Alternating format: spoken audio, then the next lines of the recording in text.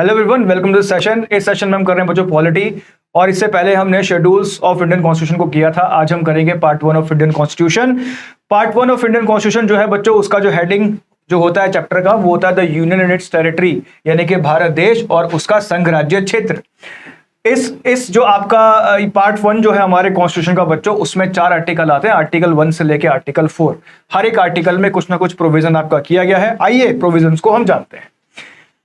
पहला बात करता है कि article 1 of Indian constitution titles the union and it's territory, यानी कि जो आपका आर्टिकल 1 है हमारे कॉन्स्टिट्यूशन का, वो किस बारे में लिखा गया है कि यूनियन एंड इट्स टेरिटरी। ठीक है, भारत क्या है, एक यूनियन है। पहली बात तो ये, ठीक है। तो जो टाइटल है वो क्या है, जो टाइटल है आर्टिकल 1 का वो है यूनियन टेरिटरी। इसमें आर्टिकल 1 से लेके 4 तक अब है। ठीक है, पार्ट 1 है ये, पार्ट 1 जो है कॉन्स्टिट्यूशन का, उसका टाइटल क्या है, यूनियन टेरिटरी। इसमें कितने पार्ट हैं आपके, 1 से लेके 4 पार्ट हैं। ये जो आर्टिकल है इंडिया की टेरिटरी को डिफाइन करते हैं और क्या क्या लीगल फ्रेमवर्क है इस टेरिटरी को मेंटेन करने के लिए, उसके बारे में भी चर्चा करते हैं। आर्टिकल 1 के बारे में बात कर लेते हैं। Article 1 declares India to be a union of state.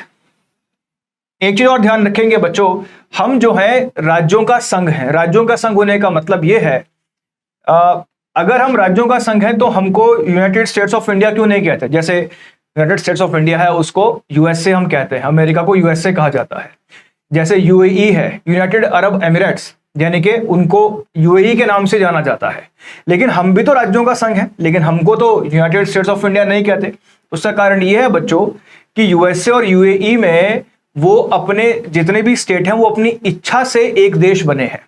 यानी कि अमेरिका में जितने भी आपके स्टेट्स हैं, 50 स्टेट्स हैं बच्चों अमेरिका में, वो अपनी इच्छा से अमेरिका कंट्री बने हैं। यानी कि हर एक स्टेट की क्या थी, इंडिविजुअल इच्छा थी कि वो मर्ज होकर एक क्या बनाए, एक यूनियन स्टेट बनाए, यूनाइटेड स्टेट्स ऑफ अमेरिका बनाए। ठीक है, इंडिया में बच्चों we are a union of state not by choice but by the constitution. हम भारत राज्यों का संघ है। ये जो राज्यों का संघ है ये राज्यों की इच्छा पर नहीं है, ये राज्यों की इच्छा से नहीं है। ये किसकी वजह से है, क्योंकि हमारे संविधान में ये कहा गया है कि भारत क्या होगा, एक राज्यों का संघ होगा। और इस स्टेटमेंट में बच्चों लोगों की इच्छा भी मान ली जाती है। क्यों, क्योंकि हमारा कॉन्स्टिट्यूशन किसके द्वारा बनाया गया, लोगों के द्वारा बनाया गया है। तो अगर लोग हमारे कॉन्स्टिट्यूशन में या लोग अपने कॉन्स्टिट्यूशन में लिख रहे हैं कि India shall be a union of state, कि भारत राज्यों का संघ होगा, तो इसका मतलब लोग भी ये चाहते हैं कि भारत क्या होगा, राज्यों का संघ होगा।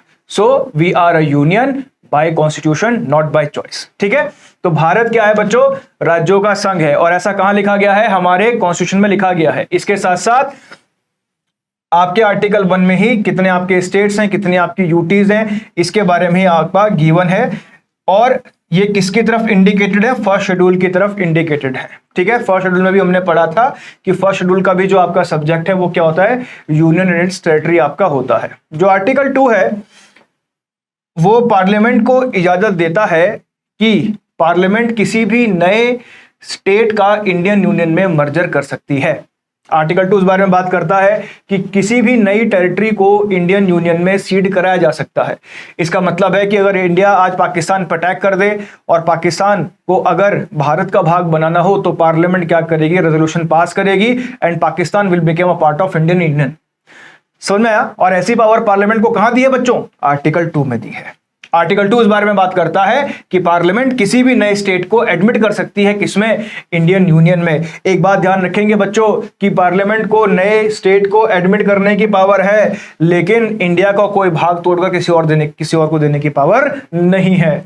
आर्टिकल 3 ये बोलता है कि भाई पार्लियामेंट क्या कर सकती है, किसी भी स्टेट का नाम बदल सकती है, बाउंड्रीज को ऑल्टर कर सकती है, एरिया को चेंज कर सकती है, एक राज्य में से 2 राज्य बना सकती है, एक राज्य में से 3 बना सकती है, तीनों को जोड़कर एक बना सकती है। ये पावर किसको दिया गया है, आपके पार्लियामेंट को दिया गया है। ठीक है, उसके बाद बात करते हैं आर्टिकल 4। आर्टिकल 4 इस बारे में बात करता है भाई कि अगर,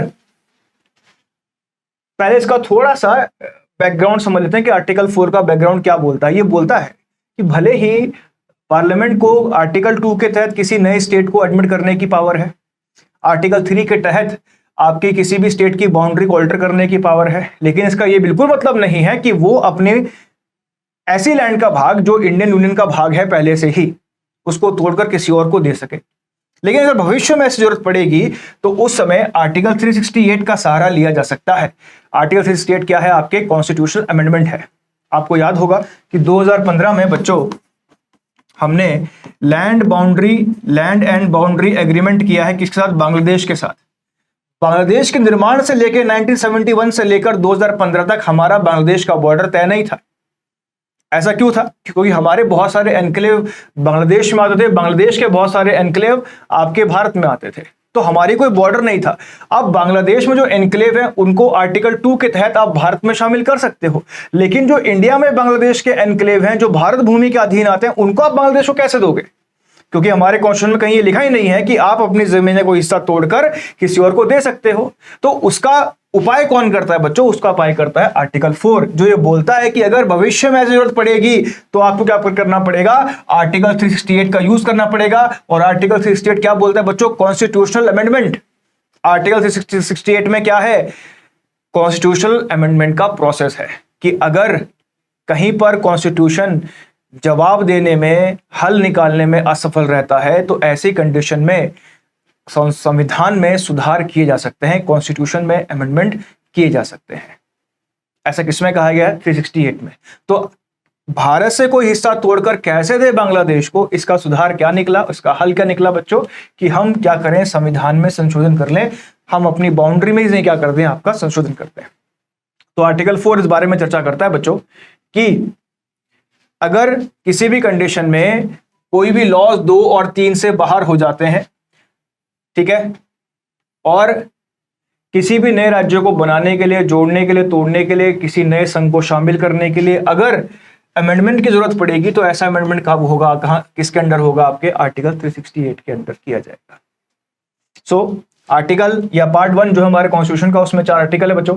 पहला आर्टिकल ये बोलता है कि इंडिया राज्यों का संघ है और इस राज्यों के संघ में फलाना राज्य और फलाना यूनियन टेरिटरीज आपकी आती है।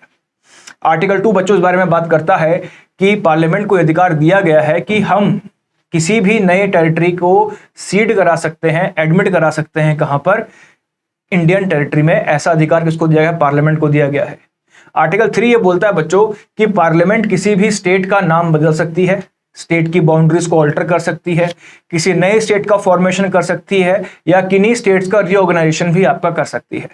आर्टिकल 4 ये बोलता है कि अगर किसी तरह आर्टिकल 2 और आर्टिकल 3 के तहत कोई ऑल्टरेशन की आवश्यकता पड़ती है स्टेट्स की, तो उसके लिए कॉन्स्टिट्यूशनल अमेंडमेंट का जो आर्टिकल है, आर्टिकल 368, उसका इस्तेमाल करके आप इस चीजों को क्या कर सकते हो? कवर कर सकते हो। ठीक है बच्चों, तो ये था आपका पार्ट 1 ऑफ कॉन्स्टिट्यूशन, जिसमें आर्टिकल 1 से लेकर 4 तक है, जिसका सब्जेक्ट है यूनियन एंड इट्स टेरिटरीज।